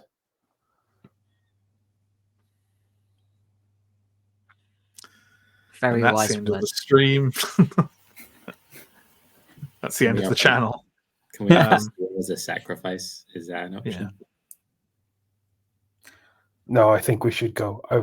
This is, look, cards on the table. I don't like making deals with the dead.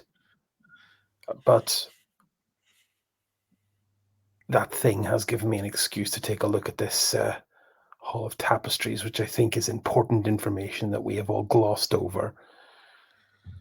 And like I said, the dead don't offer terms. This thing is dangerous. So, because I feel that this is one of our discussions where we're just stating our opinions over and over again and no one's giving way, I'm just going to kind of take a bit of a tally of the quote-unquote leadery types, right, and you guys. Obviously, sadly, excluding Elindra. But, like, to see where we are, right? So, out of the NPCs, the non-PCs, if you will, Marvello seems to be leaning towards fighting her. Lindra seems to really like the idea of giving her Spiderbane. Father Argaton seems to like the idea of going for the urn. So that's one each. That doesn't help. Yosefia is showing nothing at all. DeGesto will undoubtedly fall behind whatever the majority opinion of this group is. Steo definitely wants to go for the urn. But although I think it's not the urn he wants so much as to go see the tapestries. Askarai, I think you're very much in favor of giving it her Spiderbane. Is that the... I think that would be the preference, but just behind that is fighting her. Right. Arendar and Anton, I'm not sure exactly where you fall on this. So I think it's not impossible for us to still be at an impasse. But Arendar, what does Arendar favor? Arendar doesn't want to hand over Spiderbane and thinks it's sort of the same technique that we intended to use on a previous enemy that I think we didn't, of saying, yes, we're definitely going to go on your subquest, and then regrouping. But then maybe subverting it later. Yes. Ironically doing exactly what you did with Xanafa. Is it? Although that was kind of unintentional. Well, Xanafa wanted you to get the dark water, right? And then... Oh, yeah. Well, to be fair, that was unintentional because Askarai fucking shot it. But there we go. Okay, so 1 again for the urn. Now, where does Anton fall? Because if Anton... Well, I won't say, because I've totted them up. But, like... I'm sorry to say that Anton is aligned with Askarai on this. Like... It's Sindra, can you come in here a minute? It's a church relic. No, we have another route for this, right? So you think that we should give a Spiderbane and then just... Yeah. When do you ever have that out in this world? Sure. Just give her that and walk through. Yeah. You picked it up from a chest earlier in the campaign, and then the end boss is going, if you just have this, and you want to choose that dialogue option, right? Because, like, yeah. Sure. It's not even our thing. Right. It's someone else's thing. This is a freebie. So we have Spiderbane and the urn equally, right? The only person who leant towards fight is Marvello. So I suppose the option would that we could call this with, well, what does Marvello prefer out of those two? Or we could bring in our spoiler. We could have Elindra take a few steps into the room to find and get a hold of the situation and then participate. We could give Stephen the gut reaction Elindra casting vote. Part of me feel I don't want to put words in Stephen's mouth, but I feel like Elindra might just turn it into a 3-way tie. Not unless Let's Elindra find gets out.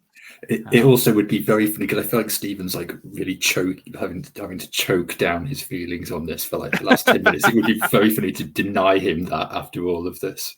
Oh my god. Mike, you're just delighted that someone else is getting bullied on the channel for a change. Sorry, just for the record, I am in favour of getting Elindra back in the room and letting her. There are 2 rangers with you. There are 2 rangers with you, Elindra. If you wanted to like duck back in and get a read on the situation, that could be a perfectly fine thing to happen. Okay, so have I been called in and brought up to speed essentially? I think maybe you like rather than being called in, I think maybe you've like decided I want to know what the fuck is going on, right? And Sure. like taken a few steps and overheard kind of you've overheard enough of this discussion now to know what's happening. Right. So we give this person Spiderbane. We go get an urn for this person. We fight this person, or we stand here and die. Those are the choices, yeah? Yeah. I don't want to fight this person, and I don't want to give this person a weapon. So I vote that we go get an urn.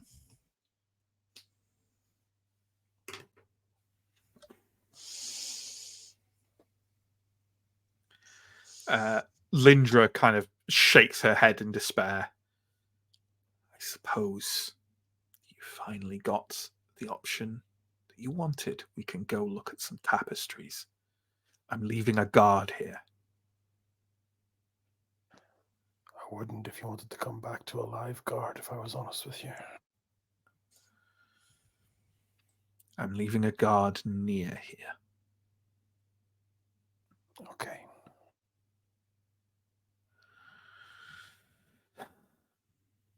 Right.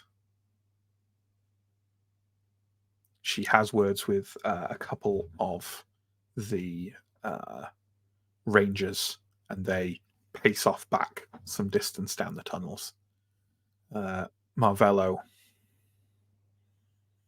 turns to the former Huldra and says in a kind of oddly formal manner, "We agree to your terms. We will bring you this urn. Could we perhaps know of a better way towards it?"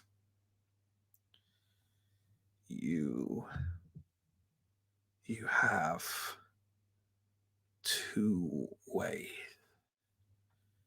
You can head straight north from here, through all those webs, the thickest of webs there are. Then you stumble past the Spider Princess, through the witch's power node, where she sits, warming herself on the deep magics. Or there is another way. You go down, then north, past that hall, past the chamber of fire, and then rise again, under the Spider Princess's nose, into the grotto, where you bring me my urn.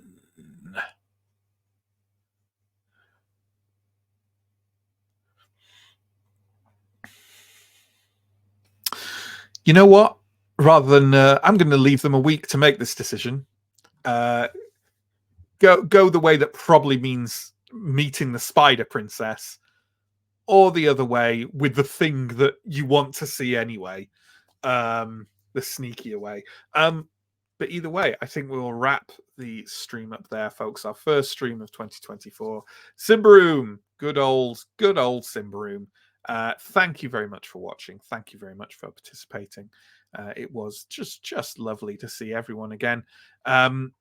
I will have some blurb and we'll have some questions and answers. If you want to ask any of those questions or comments, throw them into the chat with us and we will talk about them. But first, let's address, so many follows and subscribes recently. So for a start, obviously earlier we had our hype train. There were various things that led to that. We had, as I said at the beginning, but I'll say it again, resubscribes from Night Bites and 42. We had a couple of gifted subscriptions from Night Bites, that Don't Kick Food and Semra Scott. Thank you so much for those. We had some cheering again from Night Bites and from Azimuth. Thanks you so much. We had a follow from Semerus. We also had follows over the festive period from a number of people. PS Chew or Shu, Nidog Tier, Heart Emoji Messy, Art Decadence, Where Is My Pint, and Agamo, a real collection of different Twitch names there. Thank you to all of us to all of you for those follows. Promo time, links below, YouTube, Twitch, you know what they do. Links to our social media, to our Patreon, to our Discord, to our merch store, probably other places too. I can't remember, I don't care. But join us on our Discord, maybe on our Patreon if you are excited about the kind of thing. There's lots of lovely backstage stuff coming up. And there is a monthly vlog that you can get involved in. And also, and again, without giving away any secrets, there's some very, very, very, very, very exciting news we have coming up. And if you're a patron, you'll get to hear about it before everyone else. So there we go. Undoubtedly, that will lure you in. Yes, definitely.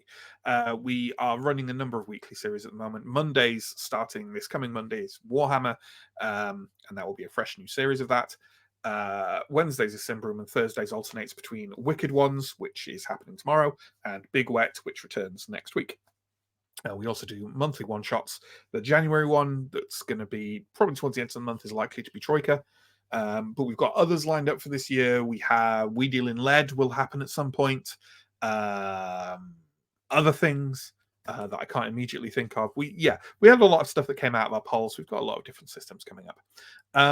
Okay, John, do you want to start throwing up them comments for us, please? The first thing I want to put up is a potential amendment to a controversial statement I said at the beginning of the stream. I can't remember in the books whether they find Boromir and he's still alive, or if he dies. Bang on. Boromir dies at the beginning of book 3. Because that was the change between the films that everyone got It very is. upset about. Yeah, Boromir's death happens at the beginning of the Two Towers, the book, but at the end of Fellowship of the Ring, which is a better choice. So I think, to amend my previous statement, I think Aaron will survive this arc and then But die die at in the the beginning first of- 5 minutes of the next one. Of Darkest Star. Yeah. Cool. Let's see it happen. Let's make it happen. 42. Did the dogs develop a way to ask, are we there yet? I don't get this. When did this happen? What's the context? How about the dogs in the car? Right. Yes. I mean, did they? No. Two of them are really, really good dogs. They're not my dogs. They're my brother's dogs. My dog is less good, and he at point. The funny thing is that, like, they're fine with the car, Jenny. We stop every, like, I don't know, 2 hours, 2.5 hours to, like, get them out. But anytime, like, my dog loves my parents and, like, a lot of members of my family, he really loves them.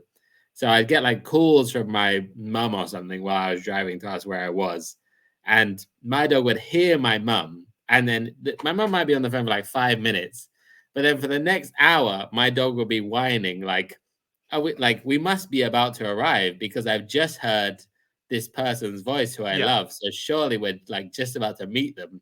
And I'm like, thinks your mum is in the car with you somehow, but it's hiding.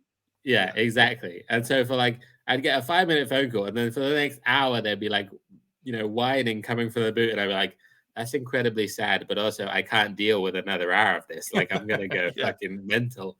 I'm gonna lose my mind. So, kind of.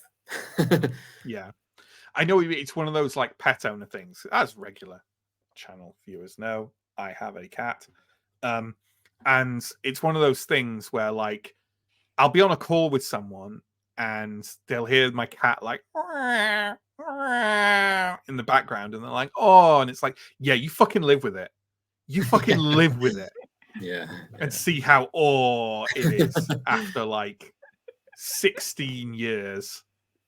Yeah. Exactly. It's fine when you're driving like 20 minutes, and the last 5 minutes he, like, knows where we're going. He's like, I'm excited. I'm gonna, like, whine for a bit until we get there. When you've been driving like 6 hours and then he whines for an hour just because he's heard a voice, like, he doesn't need anything. He just heard a voice. You're like, I cannot deal with this. But incidentally, I just realized I did mildly dox my cat there by revealing his age. So there we go. Yeah. And before you all say it, I know he doesn't look it.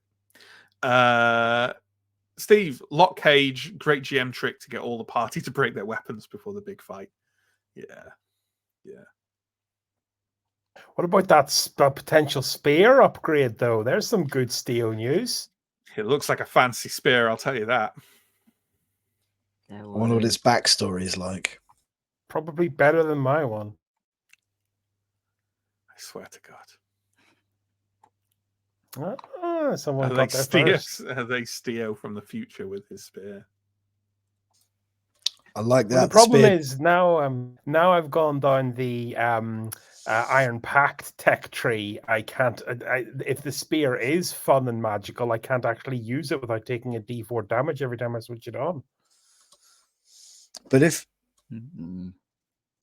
this holder is Theo from the future, then the spear never gets a backstory, but it will get a forward story. A forward story, right? That's very good. I mentioned how much I hate time travel in stories. You did just then, yeah. Next, John, Mrs. Havisham core. Yeah, sure. Yeah. Don't kick food. You get left at the altar and become a leech. Yeah. Leech. Where's that from? Leech. Yeah. Lich. Yeah, I was just asking. I don't play D&D, all right. Moving Steve, the spider clock has progressed. Yeah. That was when Mike rolled that one. Yeah. Yeah. The horrible thing is not knowing Yeah, whether a Mike. one is really good or really bad. By That's Mike, not- we mean John. Yeah. Oh, it was John, wasn't it? I Yeah. was waiting for Mike to roll, but it was John. Yeah, Yeah. If it was Mike, it would have been a 20 on a D4. on the D4. On a D4, yeah. Next. This next one, this was when you made the joke about Driving with Dogs as your favorite Pavement album. Right. And these are these follow-up comments that I'm sure are funny if you know anything about that. I should joke. establish I don't actually know that much about Pavement, and I think I own one Pavement album. So, but it just seemed to me like a Pavement album time. Okay. Don't give you can really hear the stuff Malkmus would dig into in depth in his solo stuff on that one. Okay, I vaguely get this. Stephen Malkmus, I vaguely get. Around the time Malkmus became a powerful enemy of the Baha men, I don't particularly get that, but there we go. And the only person who can explain it has left. Yeah, sure, he's into Pavement. My 90s sort of college radio in indie rock game is not amazing. Okay. I just know enough to make mild jokes about Pavement and Yola Tango. That's all I can do for you. Sorry. All I could do. Chat, why can't you be more into wrestling to align with our GM's requirements? Yeah. Buck up your ideas. I don't think anyone got the Steiner math joke. It's fine. Someone will on YouTube. I don't think you intended for anyone to get that joke. Oh, no. I think you were okay with no one getting that joke. Nor did I care. No. Yeah. If you want to understand, if anyone wants to understand it, all they have to do is Google Steiner math and watch Steiner math. Hey, YouTube, if you appreciate our GM, comment, like, and subscribe, because we sure as hell don't. Theo's gone next session. It's over. On that note. On that brutal note. There we go, folks. Thank you so much for watching. Join us tomorrow for Wicked Ones. Join us next week for Warhammer and Symbaroum and The Big Wet. And take care. Stay safe. We'll see you soon. Goodbye. Bye. Bye.